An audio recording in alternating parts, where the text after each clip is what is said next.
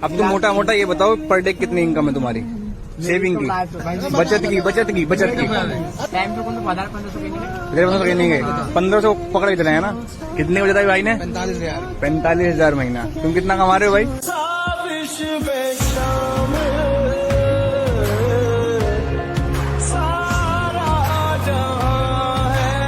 कभी सोचा है कि 4 रुपए में बिकने वाला ये पान मसाला अजय देवगन, शाहरुख खान और अक्षय कुमार जैसे महंगे एक्टर्स को कैसे अफोर्ड कर सकता है? पान मसाला, गुटखा, खैनी, उप्स मेरा मतलब है ये केसर इलायची इंडस्ट्री कितने पैसे कमाती है? ये रंगीन प्रोडक्ट्स बनाने वाली इंडस्ट्री एग्जैक्टली कितनी बड़ी है मुझे भी नहीं पता था, लेकिन इसका आंसर जानने के बाद आई वॉज शॉक्ड। तो आइए जानते हैं how big is Indian spitting industry.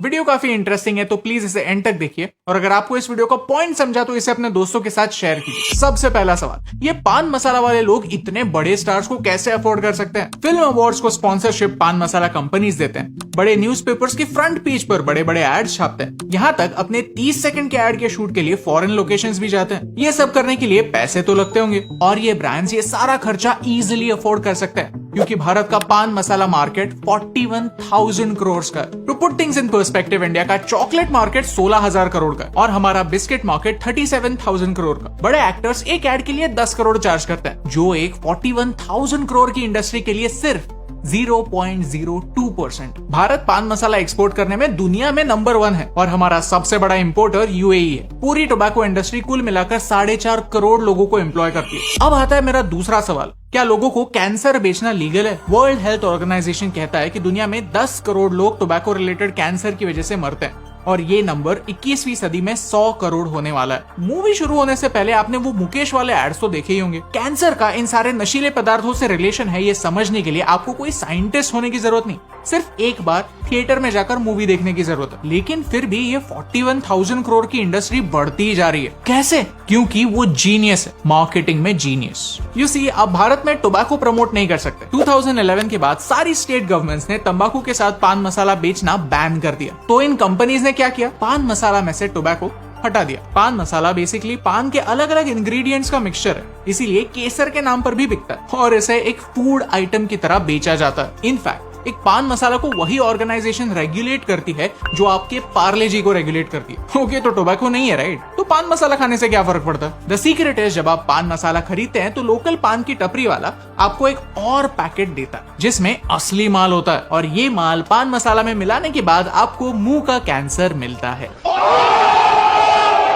Literally मैंने एक्सपेरिमेंट करने के लिए सिर्फ ये पैकेट मांगा, और उसके साथ साथ पान वाले ने मुझे ये पैकेट भी दे दिया, मेरे पूछे बगैर। रिस्पॉन्सिबिलिटी से भागने में पान मसाला कंपनीज माहिर है, क्योंकि टेक्निकली उनके प्रोडक्ट में टोबैको तो है ही नहीं, तो इस पैकेट पर कहीं भी वो कैंसर वाली वार्निंग भी नहीं है। इसी मोरल के पीछे छुपकर बड़े बड़े स्टार्स इसे प्रमोट करने के लिए रेडी हो जाते हैं। ऑफ कोर्स 5-10 करोड़ मिल रहे हैं तो ना कौन बोलेगा। इस स्टाइल ऑफ एडवर्टाइजिंग को सरोगेट एडवर्टाइजिंग कहा जाता है। अल्कोहल के एड बनाना बैंड है, तो अल्कोहल कंपनी सेम नाम पर क्लब सोडा निकालते हैं ताकि ब्रांड की इमेज बने। कैसेट्स एंड सीडीज निकालते हैं ताकि ब्रांड का नाम याद रहे।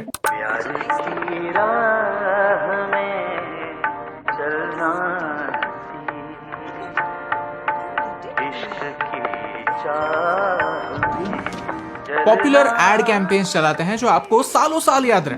एड में जो प्रोडक्ट ये लोग प्रमोट करते हैं वो आप कभी खरीदते नहीं, लेकिन हाँ, जब आप वाइन शॉप में जाते हैं तो आपको ब्रांड का नाम याद रहता है। सिमिलरली पान मसाला ब्रांड सिल्वर कोटेड इलायची बेचते हैं, जिनका पैकेट उनके पान मसाला या खैनी के पैकेट से एकदम मैच करता है, लेकिन एड में उनका मेंशन नहीं होता। अब इलायची बेचना क्राइम थोड़ी है। इनफैक्ट मैंने एक ब्रांड की चाय की एड देखी जहाँ हीरोइन का ड्रेस भी खैनी के पैकेट जैसा दिखता है। इस सरोगेट एडवर्टाइजिंग ने किसी भी बड़े स्टार को छोड़ा नहीं है, फिर वो हिंदी का हो या साउथ का, नया हो या पुराना। वेट, तो मैं ये वीडियो क्यों बना रहा हूँ? लोगों को पता है कि ये चीज उनके लिए बुरी है। लोगों को पता है कि स्टार्स एड्स में झूठ बोल रहे हैं। लोगों को पता है कि अगर उन्हें कैंसर हुआ तो वो ट्रीटमेंट भी अफोर्ड नहीं कर सकते। अगर वो बेवकूफ हैं तो है, क्या फर्क पड़ता है? फर्क तब पड़ता है जब ये बेवकूफी उन लोगों की भी जान लेती है जो खुद पान मसाला खाते हैं। आज तक कोविड से भारत में 5 लाख के आसपास लोग मरे, लेकिन एक ऐसी बीमारी है जो सिर्फ 1 साल में 5 लाख लोगों की जान लेती है, और ये कहानी हर साल रिपीट होती है। इस बीमारी का नाम है टीबी, जिसके बारे में कोई कभी बात नहीं करता। पूरी दुनिया के 1/3 केसेस भारत से आते हैं। क्यों?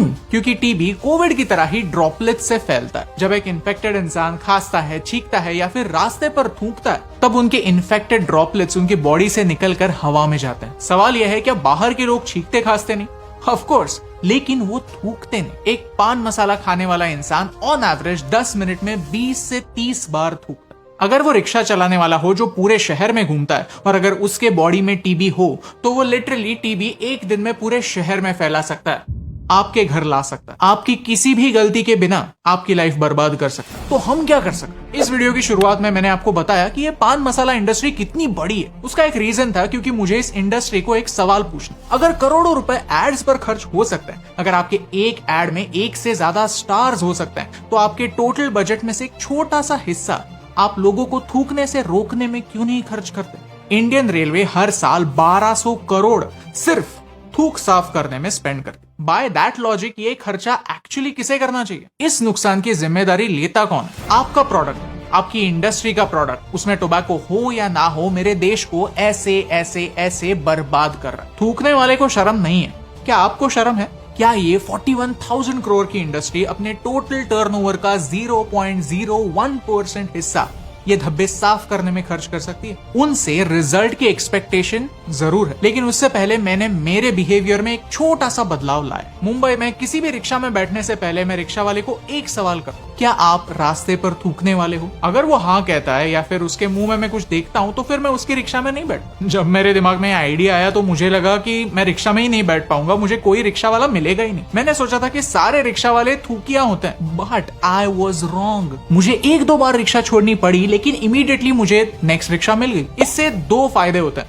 एक, मेरा पैसा सिर्फ उन्हीं लोगों को मिलता है जो नशीले पदार्थ खाकर अपनी गाड़ी रास्ते पर नहीं उतारते। ऐसे लोगों को नहीं मिलता जो मेरे पैसे से ये चीजें खरीदने वाले हैं। पैसा अच्छे लोगों को मिलता है, अच्छे लोगों का फायदा होता है, प्लस मुझे टीबी होने का चांस कम होता है। और दूसरा, थूकिए लोगों को एक रिमाइंडर मिलता है कि मेरे जैसे पागल लोग हैं जो उन्हें सवाल पूछते हैं। अगर उनके मन में थोड़ा सा गिल्ट होता है तो होने दो। आज प्रॉब्लम यही है कि जो लोग गलती कर रहे हैं उन्हें रोकने वाला कोई नहीं है, उन्हें सवाल पूछने वाला कोई नहीं है। पुलिस वाले भी तो थूकते हैं, लेकिन हाँ, जो लोग भुगत रहे हैं वो सच कहने से डरते हैं। क्यों? मेरा भारत महान, ये गाड़ी के पीछे लिखने वाले लोग वो गाड़ी रुकते ही उसी भारत पर थूकते हैं।